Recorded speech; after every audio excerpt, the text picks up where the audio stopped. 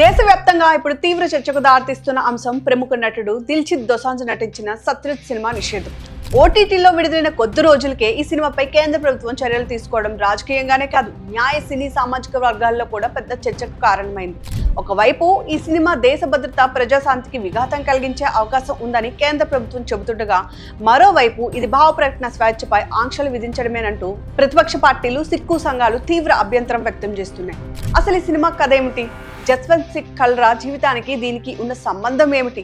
Censor board ఎందుకు అభ్యంతరం వ్యక్తం చేసింది? ఓటీటీలో విడుదలైన తర్వాత కేంద్ర ప్రభుత్వం ఎందుకు జోక్యం చేసుకుంది?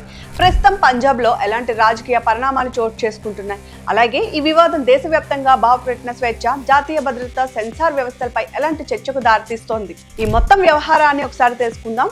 రాము, ఈ సినిమా చుట్టూ ఇంత పెద్ద వివాదం ఎందుకు నెలకొంది? కేంద్ర ప్రభుత్వం బ్యాన్ చేయాల్సిన పరిస్థితులు ఎందుకు వచ్చింది? పూర్తి వివరాలు ఒకసారి చెప్పండి. ప్రస్తుతం దేశవ్యాప్తంగా తీవ్ర చర్చకు దారితీస్తున్న అంశం పంజాబ్కు చెందిన ప్రముఖ నటుడు దిల్జిత్ దోసాంజ్ నటించిన సత్లుజ్ సినిమా నిషేధంపైనే. ఒక సినిమా విడుదలై 2 రోజులు కూడా కాకముందే కేంద్ర ప్రభుత్వం జోక్యం చేసుకుని తొలగించడం ఇప్పుడు రాజకీయంగా, న్యాయ సామాజిక వర్గాల్లో పెద్ద చర్చకు కారణమైంది. అయితే అసలు ఈ సినిమా ఎందుకు అంత వివాదాస్పదమైంది? కేంద్రం ఎందుకు బ్యాన్ చేసింది? మరోవైపు పంజాబ్లో ఎందుకు నిరసనలు వ్యక్తమవుతున్నాయి? ఈ సినిమా సాధారణ కమర్షియల్ సినిమా కాదు. పంజాబ్లో 1980-90 దశకాల్లో జరిగిన అత్యంత వివాదాస్పద ఘటనల నేపథ్యంలో రూపొందించిన కథ. ఆ కాలంలో పంజాబ్లో ఉగ్రవాదం, ఖలిస్తాన్ ఉద్యమం, పోలీస్ ఆపరేషన్లు తీవ్ర స్థాయిలో జరిగాయి.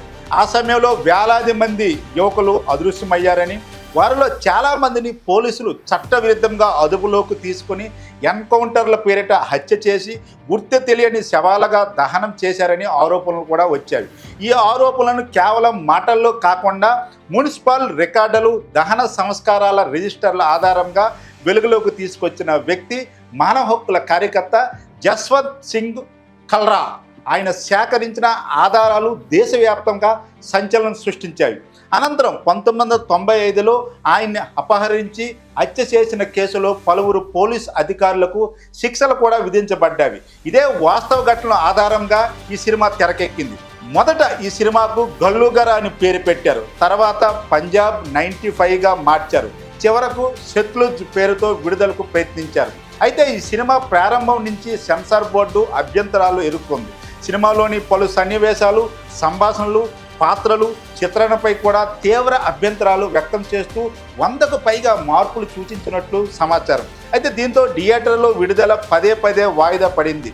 ఈ నేపథ్యంలో చిత్ర బృందం ఓటీటీ వేదికను ఆశ్రయించింది. అయితే కేంద్ర ప్రభుత్వం అభిప్రాయం ప్రకారం సెన్సార్కు సంబంధించిన నిబంధనలను పూర్తిగా పాటించకుండా సినిమా విడుదల చేయడం చట్టపరమైన సమస్యగా మారింది. అంతేకాకుండా ఈ సినిమాలోని కొన్ని సన్నివేశాలు దేశ వ్యతిరేక ప్రచారానికి ఉపయోగపడే అవకాశం ఉందని కేంద్ర వర్గాలు భావిస్తున్నవి. కేంద్ర వాదన ప్రకారం పంజాబ్లో గతంలో జరిగిన తీవ్రవాదం, ఖలిస్తాన్ అంశాలు ఎప్పటికీ అత్యంత సున్నితమైనవి. అలాంటి సమయంలో ఒకవైపు మానవ హక్కుల ఉల్లంఘనలపై చర్చ అవసరం అయినప్పటికీ, మరోవైపు కొన్ని సన్నివేశాలు లేదా సంభాషణలు దేశ వ్యతిరేక శక్తులు తమ ప్రచారానికి వాడుకునే అవకాశం ఉందని భద్రతా సంస్థలు హెచ్చరించాయి. అలాగే పాత గాయాలను మళ్లీ రేపి సామాజిక ఉద్రిక్తులు దారితీసే ప్రమాదం కూడా ఉందని కేంద్రం భావించింది. అయితే ఈ నిర్ణయాన్ని వ్యతిరేకించే వర్గాలు మరో కోణాన్ని వినిపిస్తున్నవి. ఒక చారిత్రక ఘటనను, మానవ హక్కుల ఉల్లంఘనలను సినిమాగా చూపించడం ప్రజాస్వామ్యంలో నేరం కాదని వారు అంటున్నారు. అయితే చరిత్రలో జరిగిన సంఘటనలను చూపించకుండా అడ్డుకోవడం భావ ప్రకటన చర్చకు విరుద్ధమని కూడా విమర్శలు వస్తున్నవి. ప్రభుత్వం విమర్శలకు గురయ్యే అంశాలు బయటికి రాకూడదనే ఉద్దేశంతోనే సినిమా నిలిపివేసిందని కూడా ఆరోపిస్తున్నారు. అయితే ఇక్కడ గమనించవలసిన మరో విషయం ఏమిటంటే, ఇది కేవలం ఒక సినిమా వివాదం మాత్రమే కాదు. దేశంలో జాతీయ భద్రత, భావ ప్రకటన స్వేచ్ఛ, సెన్సార్ వ్యవస్థ, ఓటీటీ నియంత్రణ వంటి కీలక అంశాలపై మరోసారి పెద్ద చర్చకైతే దారితీసింది. కళాకారులకు ఎంత స్వేచ్ఛ ఉండాలి, అదే సమయంలో దేశ భద్రత, ప్రజాశాంతిని దృష్టిలో పెట్టుకొని ప్రభుత్వం ఎంతవరకు జోక్యం చేసుకోవాలి అనే ప్రశ్నలు ఇప్పుడు మళ్ళీ తెరపైకి వస్తున్నవి. ప్రస్తుతం పంజాబ్లో అధికార పార్టీతో పాటు పలు రాజకీయ పార్టీలు, సిక్కు సంఘాలు కేంద్ర నిర్ణయాన్ని వ్యతిరేకిస్తుండగా, కేంద్ర ప్రభుత్వం మాత్రం చట్టం, భద్రతా అంశాల దృష్ట్యా తీసుకున్న నిర్ణయమేనని స్పష్టం చేస్తుంది. ఈ అంశంపై న్యాయపరమైన పోరాటం జరిగే అవకాశాలు కూడా కనిపిస్తున్నాయి.